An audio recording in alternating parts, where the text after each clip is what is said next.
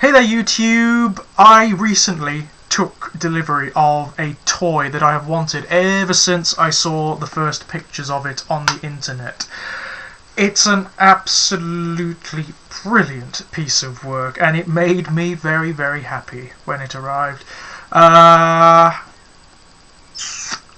Here he is. This is Revenge of the Fallen Bludgeon, although the Revenge of the Fallen label is nominal at best. He is obviously one of those toys that's been co-opted from another line, the Universe line specifically. It doesn't fit into the Revenge of the Fallen line at all. Aesthetically, in terms of its design, its transformation, it is completely incongruous with the Revenge of the Fallen toys. For one thing, this is well designed, it's coherent, and it doesn't fall to bits, and it's fun to transform. The Revenge of the Fallen toys I've gotten a hold of, they look alright. Some of them actually look spectacular for the most part in their vehicle and or robot modes, but the transformations suck. They are overly elaborate, willfully complicated for no good reason. For my money, a well-designed transformer is elegant. The transformation doesn't have to be complicated to be good and satisfying. Animated Waspinator is a classic example. Hideously simple transformation, but it works. It feels right. This guy epitomizes all that's best about the Universe line, really. He is an update of an iconic character. Most Transformers fans anyway are aware who Bludgeon is. Owing largely to his appearances in the original US and UK comics, the Marvel comics. It was Simon Furman's stories who took him and made him more than the toy actually promised. The original toy, which came out at the latter end of the Generation 1 arc, was awful. It came out when the line was failing, just shortly before the Action Masters came out. It was one of the latter-day pretenders that was basically just a block. It was a statue. Both the Pretender shell and the robot. The inner robot is terribly designed. The Pretender shell is terribly designed. It's a bad toy. The only good thing about it was that the outer Pretender shell was very distinct and unusual. It was a sort of samurai with a skeletal face. Very, very odd.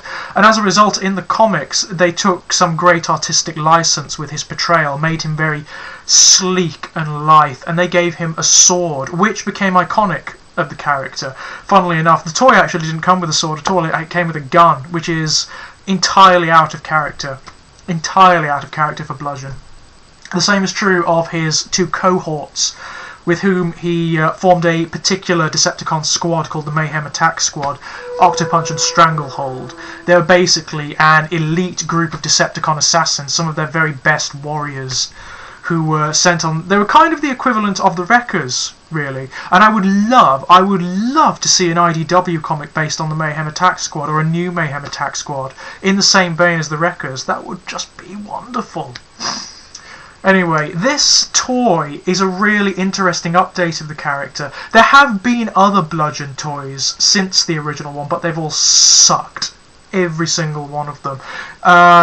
There was a repaint of the Generation 2 Hero Megatron in the Robots in Disguise line, which was also marketed as Bludgeon. A very different character. If I remember correctly, it was a sharpshooter as opposed to a samurai. And it was terrible. They repainted. It's a terrible mold to repaint because it's so iconically Megatron, and B, they repainted it badly. They made it yellow and purple, I believe. It's just hideous. Typically Generation 2, really.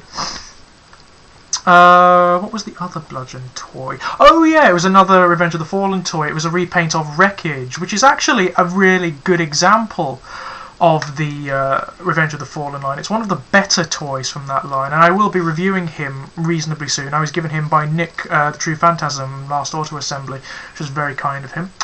And then there's this. Although the Wreckage toy is a great toy in and of itself, it's not Bludgeon. It doesn't work as Bludgeon, to my mind.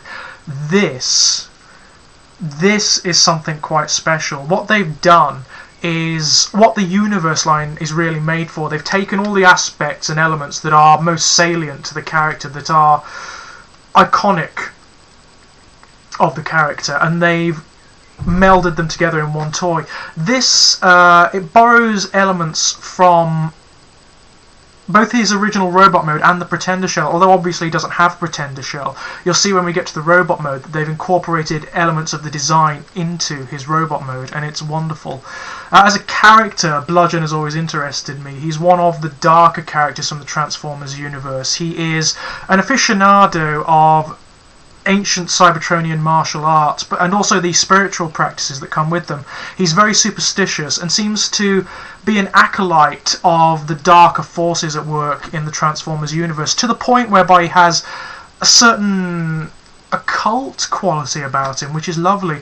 In the Dreamwave comics, he actually formed part of a triumvirate, a coven of Decepticons, along with Mindwipe and Bugley, called the Chaos Trinity. And they were advocates of a thing called the Dark Sciences in the Transformers universe, which is basically kind of like witchcraft. It's like dark magic, basically, which I like. There's something very pleasing about that. He was also later depicted in the Armada comic, I believe, as one of the heralds of Unicron, and he kicked ass. He managed to decimate single-handedly entire swathes of Decepticons and Autobots. It's the thing about Bludgeon. He is very powerful, very, very skilled indeed. Most of that power stems from his combat abilities, his martial arts proclivities. His particular martial art is a forbidden one, an ancient Cybertronian art called horrendously named Metallicato. Just awful. Which consists of a perfect melding of spiritual and physical disciplines. He seems to also have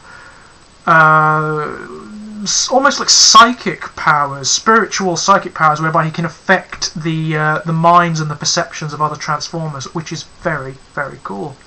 Now, in the original comics, he served as a lieutenant to Scorponok for a brief time, until Scorponok's death, at which point he actually became the leader of the Decepticons, and became a very successful one as well.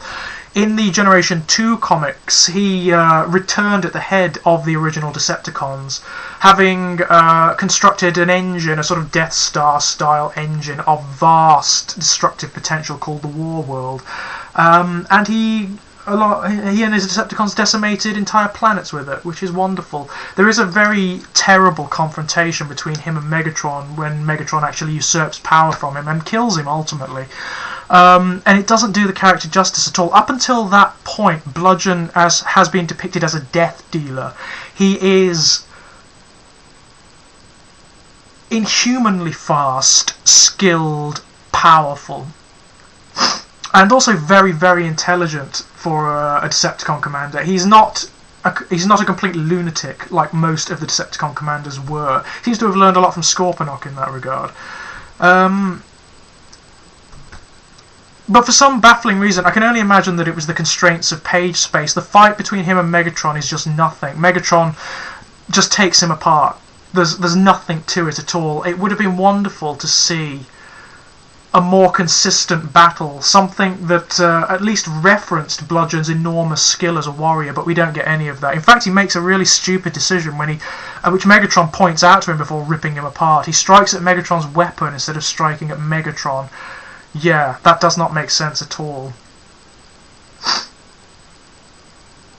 But that's basically Bludgeon. He is a very, very interesting character, and one that's a lot of people like. He's a lot of people's favourite Decepticon, actually. And I certainly enjoy him. I like the occult and the dark Transformers. There's something about that. There's something that's absurdist about that turns my crank. And Bludgeon is as absurd as it gets. He is a sort of undead skeletal samurai occult martial artist tank transformer. That's so absurd. It's delightful. I love it. It's ridiculous, and I love it.